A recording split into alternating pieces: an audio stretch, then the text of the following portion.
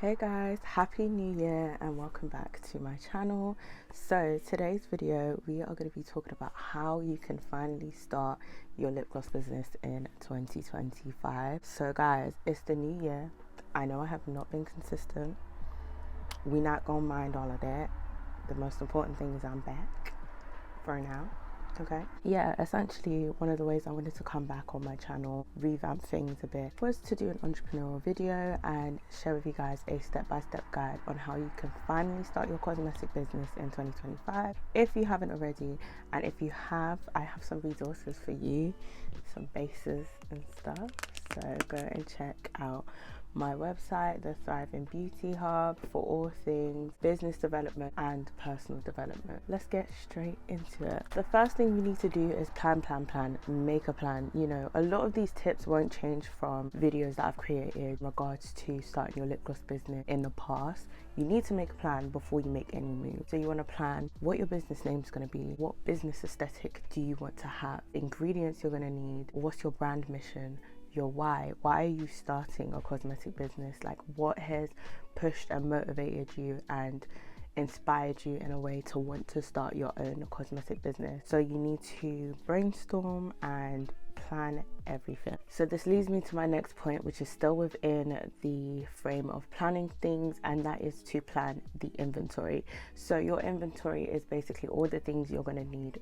to successfully run your lip gloss business. So I'm going to give you a few examples of things that you'll need. I have some videos in the past as well, but I might do like a separate video on like lip gloss business inventory things, so we can get into the specifics of that in another video. But off the top of my head, you're obviously going to need Versagel. I sell Versagel online, shameless plug. Okay, this is pure Versagel TKB.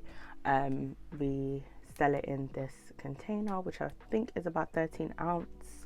I made this a while ago, so I forgot, but all the details will be on my website if you want to go check that out. As well, we do custom lip gloss bases as well, so we kind of create our own colors, which you can purchase.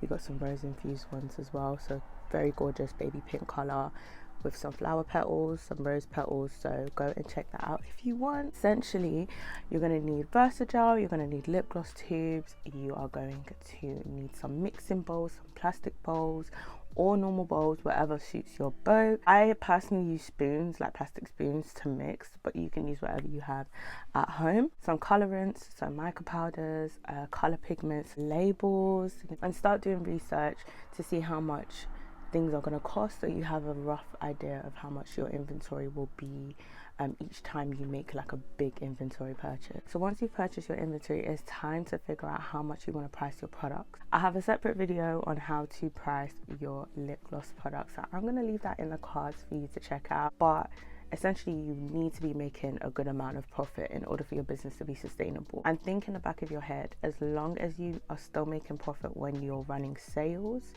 it's probably a good price point. And try not to undersell yourself, because that's what I did with my original cosmetic business. Was one of the reasons why the business wasn't sustainable, because I was underpricing myself, because I'm like, oh, but I would never buy something for that price. But the thing is, there's so much that goes behind making the product. Inventory, your time, you need to put all of these different things into consideration when you are pricing your products. So just make sure you price it at a good rate where you're making profit, and it can help to sustain the business financially in the long run. So the next step, I personally think, is the most exciting part and the fun part, especially if this is your first time, you know, making anything cosmetic related yourself, and that is to make the products. Have fun with this, like put your music on, vibe, test out different colors that works for you and your business theme. Like, just have fun with it. Honestly, have fun with it.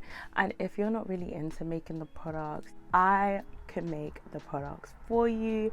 Check my website. This is one of the lip glosses that I can make at a wholesale quantity for you. I absolutely love this lip gloss. I literally have it on my lips right now, but it's like a rose infused baby pink lip gloss. So if you want me to make it for your business, I got you, girl. You can save time while you do the marketing, and I'll make the products for you. I'll do all the messy stuff, okay? But yeah, we're creating like lip glosses and even skincare. It's literally all about trial and error. So you know, maybe the first lip gloss you make, the consistency isn't that great. That's okay. Try again. Like, just keep trying and try different methods that's going to work for you. So next step, we need to talk about marketing. So how you're going to create and promote your social media presence with your business. So you literally want to make sure you involve yourself in most social media platforms: Instagram, TikTok, and YouTube. You can obviously vlog your journey on YouTube. That was one of the main amazing ways that helped to scale my first business. It was literally posting entrepreneurial vlogs, posting as I was learning and gaining experience. You do not need to be an expert before you post content or vlog your experience on YouTube, which is why I really love this platform, because it's like, as you're growing, as you're developing, and as you're learning, you can share that with others. So it's like me and you are both growing together, and I don't know, I just love that element and that aspect. Essentially, create a brand presence online, plan your content. You can do so many different videos to promote. You can adapt to trends and make your own version of trendy videos to suit your business needs, because that can help for you to go viral. I will most likely do a separate video on that, so stay tuned. This is your time to create your marketing pages. Follow people you know, so you can at least get a few followers, and then just start posting consistently. You want to aim to post anywhere between 1 to 3 posts a day, even more if you can, and let one of those posts that you post a day be a video that you plan. So do a mix of short form videos like reels, shorts, and then also do like image content, so picture content. Like, I know a lot of us kind of neglect it because reels are so like trendy. Short form content is where it's at, but you want to kind of like give yourself the maximum chance of going viral. So post all different types of forms of content in order to maximize the chances. Obviously, posting every day is a full commitment. Most of us work full time. Most of us have, you know, lives, kids, like all of that. So what I would highly recommend you doing is batch creating your content. You can either do this weekly, monthly, every 3 months, 6 months, or even a whole year if you've got the time to like bulk create. What this will do is save you time from having to post every day. Instead, the posts are already scheduled, and all you got to do is just let it post. So you could kind of plan your bulk content for the week on the Sunday. So I would highly recommend getting into the routine of bulk creating content, because it's just going to save you a lot of time and it will ensure that you remain consistent. Once you've bought your inventory, you've made your products, you've created a social media marketing plan, you've kind of brainstormed like what your business is, the theme, how you intend to adapt with market changes, stuff like that. You now need to figure out all the legals. And the legals, when I say the legals, it obviously depends in the country you're based in. You need to register your business. Depending on when you want to do it is up to you. I'm not going to say register straight away.